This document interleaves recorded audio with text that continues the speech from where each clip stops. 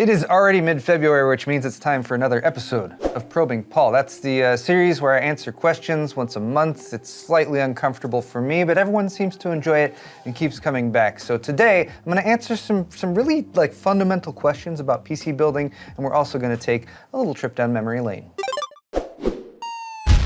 Excellent! Just a few housekeeping notes before we begin. All the questions I'm answering today were asked in the last Probing Paul episode, which was episode number 76. As you can see here, there is a playlist with all the times I've been probed. If you want to, indulge yourself, by all means, go right ahead. And of course, that means if you have a question you'd like me to answer next month, then leave it in the comment section down below. Let's get started. Our first question is from EdYouTube1287, who says, what do you think most people skimp out on, where they should spend a little bit more money on to get a better product? I'm assuming this is with relation to PC building. Or what part should you never skimp on? Absolutely never. Never speak in absolutes. That's advice that I always give. But thanks for the vids, Ed says, and he just built the first computer with me, so to speak. Thanks for the question. I hope your build went smoothly. And so if you guys don't know about my history in the industry, I started out by working at newegg.com from about 2005 until 2013 or 2014. And although I held many different positions at the company, one that I worked for a decent amount of time was I was in charge of the EggXpert forums. Some forums that Newegg ran from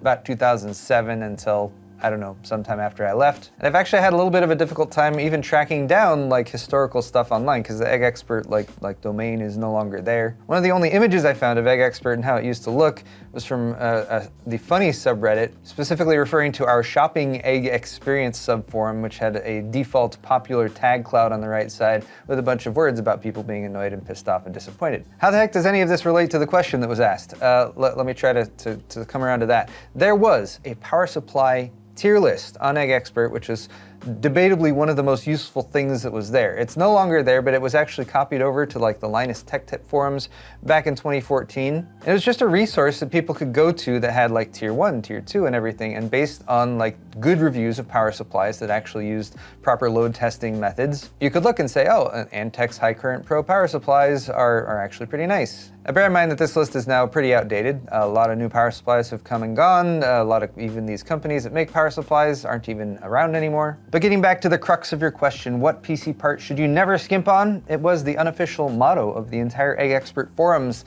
never skimp on the power supply. That's why we had this list that we would point people towards. The EggXpert forums were community-based, so there were other, basically volunteers in the community who would go on and answer people's questions and stuff. I would help out when I could, but I was kind of like a one-person who was in charge of these forums, and I actually had other job duties as well, so I couldn't be in there answering questions all the time. But just to give an example, I'm over here on PC Part Picker. I'm gonna choose a power supply for my build. Let's say all I'm really concerned about is the wattage. I want something that's more than 700 watts because I want a mid-range to higher-end graphics card, for example, maybe a 750 watt PSU to support an RTX 3080, for example. We have over 1,000 power supplies between 700 and 1,100 watts. If we sort those by price, we can find, for example, a $50 700 watt power supply. It's even 80 plus bronze rated. This is a Raid Max Cobra. To be fair, I do not have personal experience with this power supply, and even poorly made power supplies will work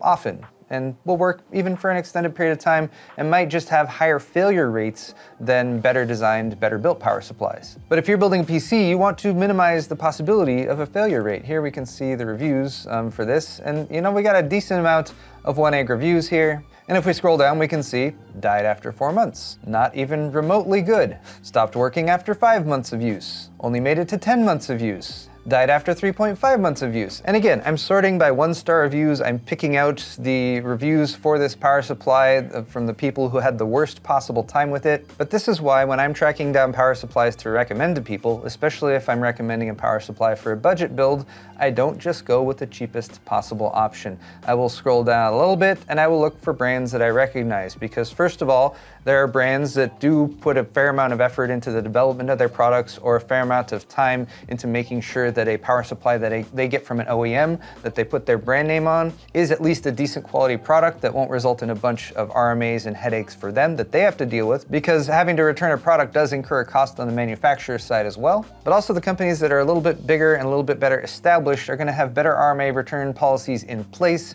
they're going to have better processes in place, and they might even be able to do something like replace parts that a power supply might have taken out with it if a power supply dies. And that's another reason why you should never skimp on the power supply, is because if you have a product that fails in a PC that you've built and it's going to maybe take other parts with it, the power supply has a much higher possibility of doing that than other components in the PC, because one, it's there to supply power, and the power that comes from your wall is a lot of power, and it needs to regulate and filter that down to the voltage levels that your computer actually needs, and if it's not doing that properly, things can melt or light on fire or otherwise go kaput. And then secondly, other than perhaps the motherboard, the power supply is the thing that's connected to the most other parts of your computer, because pretty much everything in your computer needs power, so it's got cables going to your motherboard, cables going to your drives, cables going to your graphics card, and you do not want a poor quality component connected up to those devices. Also beware of power supplies that are really high wattage relative to their pricing, because here they're just going for a high wattage rating for people to be like, ooh,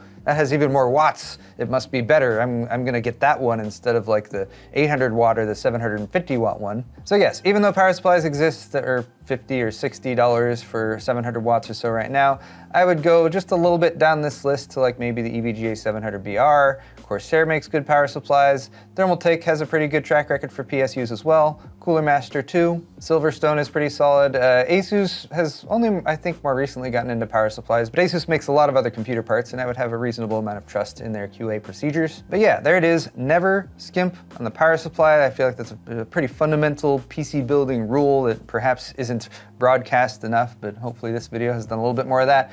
As a secondary answer to you, I would say I do get kind of irritated when I see people spending, say, $50 to $100 or more on aesthetic upgrades for a system, because if you have an extra 50 or 100 bucks to spend on your build, the CPU or the graphics card is where you should spend that money. Typically, to go up a tier from in a CPU to say go from like a 7600X to a 7700X is going to be somewhere around $100 more, and that is going to give you a big boost in performance, going from like a 6-core to an 8-core. Likewise, on the GPU side, going from something like an RTX 3060 12 gig to an RTX 3060 Ti might only be a difference of $50 to $75, and that would also be a big bump in base performance. Spending an extra $50 to $100 on like a bunch of RGB lights or a bunch of extra fans that aren't really going to affect your performance or even your cooling that much is something that I see pretty often, and I tell people, well, hold on a little bit. You can add stuff in later when you have more money. Spend the money on the fundamental parts that'll get you more performance out of the gate. That and the power supply, of course. And I'm spending way too much time on this question, but I also had to dig up some EggXpert history because I started to look into that. There's an EggXpert Twitter account that I guess we started in 2009, but it stopped in 2009. It just directed everyone over to the Newegg one. And then we even had a newsletter. I built some newsletters in like Dreamweaver or something like that back in the day. And I managed to find a couple of the old newsletters from like 2007. This one references CAG. CAG, I don't know if you're still out there, but what's up? How you doing? The Veni Ask Root, so much history here. It was kind of cool running the EggXpert forums for a while until I started doing Newegg TV at the same time, and then trying to do both of those was very tough, and eventually I just switched over to doing Newegg TV full time. And where is EggXpert now? They took the name, and now that's what the Newegg review program is called, the Newegg EggXpert Review Program. So, TIL, I guess. So in typical probing Paul fashion, I spent a lot of time on the first question, and the rest of them I'm going to try to get through fairly quickly. Chris Sturgeon 8455 says, Paul, it's a small thing, but I really appreciate you actually dropping links in the video description. Nothing's more frustrating than watching a video where they say link in the description and then it's not there. Thank you for pointing this out. This is one of those things that I actually take a fair amount of pride in, but I don't often get the chance to kind of pat myself on the back for it. So I saw your question, comment, however you want to describe this one, and I thought, yes, I'm going to pat myself on the back. I try to go to great lengths to put relevant links in the description, not just because I think it will help the audience out there, but because I think you should cite your sources when you're referencing something, when you're talking about something online, whether you're publishing a written work or you're making a video. I think having that bibliography or that link to where you got the information is really important, because typically everything on the internet is derivative to some degree, and I do get kind of frustrated when I see content go up where I'm like, I know where they got that information, but it doesn't look like they specifically said where they got that information. So thank you very much for noticing, Chris. And then the other thing that I do in every single video that I don't always see everyone do is I put timestamps. So I also wanted to pat myself on the back for that. I always do timestamps for pretty much every video, and that's also because I know the audience isn't necessarily going to want to watch all of every single video that I do. Like this video in particular, you might only be interested in my answers to 1 or 2 questions, so that's why there's timestamps too. Next question from Typical Thrill. Paul, love the videos. Thank you. I love your avatar. Question, would you do an equipment video at some point? Specifically, what do you use for filming? Lights, camera, mic, etc. Joe is here for the filming of this one, and he has just been pestering me all morning about getting a new lav mic set up. I'm just kidding. He hasn't been pestering me. He's been helping me, and he does a good job with that. So when it comes to filmmaking equipment, videography type equipment, tend to find a solution that works and stick with it until it doesn't work anymore. Case in point, here's my teleprompter, or at least the top part of it. And I've showed this a few times, and I built this back when I first went independent on YouTube because I needed a teleprompter, and it's just like cardboard and tape and a piece of glass. It's got a hole at the back for the camera to poke through, and this is totally functional. It doesn't look that nice. I get a little embarrassed when I see it in the background of videos, to be honest. But again, a functional solution. That said, since that, as well as the cameras I'm using, which is a Panasonic Lumix GH5s, the lav mic you use is a Tascam DR10L. This was recommended to me by Austin Evans. I was like, if it's good enough for Austin, it's good enough for me. I actually wore this one out completely, and now I have a new one that I've been using. But to get back to answering your question, will I do a video on the gear at some point? Maybe.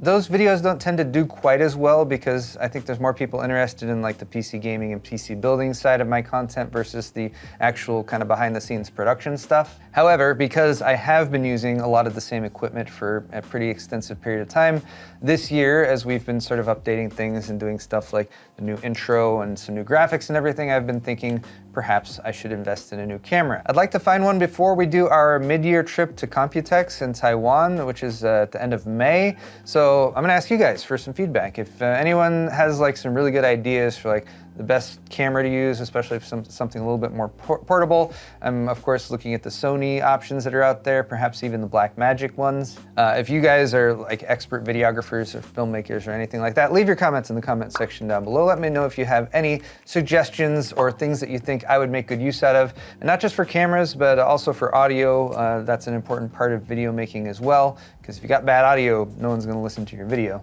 or watch your video. They won't listen to it or watch it. But once again, Typical Thrill, thank you for the question, and yes, I have been probed yet again. Next we have PlayStop4555. Hey Paul, as a new father and longtime tech enthusiast, he's referring to himself there, I was wondering if you had any tips you could share regarding raising a daughter in the modern world. No, I have no tips, I have no solutions, I have no answers for you. Run. No, don't run, be a good dad and stick around, but you're just gonna live in a perpetual state of like, oh my gosh, I hate the entire world and all the bad and evil things in it because it's gonna affect my daughter somehow. I don't have a good way to deal with that, like mentally. Hopefully you have like family support and stuff like that who you can, but let me get to the other part of your question, which is way easier to answer. How you went about introducing her to our hobby of PC building. Mergananda PlayStop4555's daughter is 3 months old now. My daughter is 3.5 now, and she is definitely like becoming a PC gamer, absolutely. From my experience, she was able to sort of get into games and start gaming by the time she was getting close to 3 years old, around 3 years old or so. She can, of course, totally do like handheld games with a cell phone, but I wanted her to also get comfortable using other input methods as well, because so many kids get so comfortable with the touchscreen on a cell phone. So getting her to use a controller actually wasn't that tough because we started with that fairly early, and she's totally comfortable with that as well as gaming on a smartphone. The other thing though was finding games that were appropriate for a 3-year-old, that were accessible enough for a 3-year-old, and that were also engaging enough that she wanted to come back and play some more. The #1 game for me in the past year has been Bubble Bobble 4, which is available on Steam. That game has been great because you can do 2-player, so you can play along with your kid and you can run around and do things, and they can be there helping as well, but you can actually do the stuff to help progress from level to level. It also has a very friendly, sort of cartoonish sort of vibe to it. They're cute little dinosaurs running around and you're blowing bubbles. There's nothing there like a plot line with some evil character, anything that you really have to deal with. She did get a little scared with the boss fights at first, but now she like totally knows what a boss fight is, and you can use that term like to apply to other things in life, which is kind of useful. Other games that we've tried that she enjoys is Lovers in a Dangerous Space-Time, which is also available on Steam, and then more recently she's been playing Lego Harry Potter, which does have some themes that do tend to get a little bit more on the scary side, but with the Lego games, they tend to gloss over a lot of that stuff, like, you know, Harry's parents getting killed and stuff. So I think that has been a nice sort of transition into some other games that have more like a plot or like a longer term exploration through the game and like leveling up and finding different tools to use and everything. But I'll probably come back to this because my daughter's gonna keep growing and I'm probably gonna keep finding other games to play for her. And for anyone else who's also raising a daughter or a son for that matter, I will try to give you guys advice as I find good solutions for her that might also work for other people. And thank you very much for your question. Next question from Wazisache? Anyway, after so many years of working from home in the garage, how have you been finding working from a dedicated office space? Has the change helped strike a better work-life balance? How has Joe been finding it? I hope all the work that went into creating the Mega Desk has paid off handsomely. So I'm super happy with this space as we have it set up now. And I will say yes, in terms of like the work-life thing, it's been really great for us. One of the major things, especially having gone through the holiday season, is that at home, especially when there be lots of products coming in, the boxes and everything could pile up so badly, and I didn't really have any good place to move it to. Now, I might still get shipments and stuff that come in, but I take stuff over to the office pretty often, so keeping things from reaching critical mass at home has been a lot easier. That said, and part of the reason I wanted to answer this question is I'm not sure we're gonna stay here. We originally set up a 1-year lease, and I've only just started to sort of consider options and what we might do once that 1-year lease is up, but I'm kind of leaning towards maybe locating something else. And that's mainly just because I feel like the office environment isn't quite as good for video making as would be like a dedicated industrial space or something like that. And a lot of it comes down to noise. I do have neighbors here. Sometimes the neighbors, they're not super loud or anything like that, but it's loud enough that on occasion there's extra noise that seeps in that I need to work around. There's also a fairly busy intersection down here and a fire station up the street.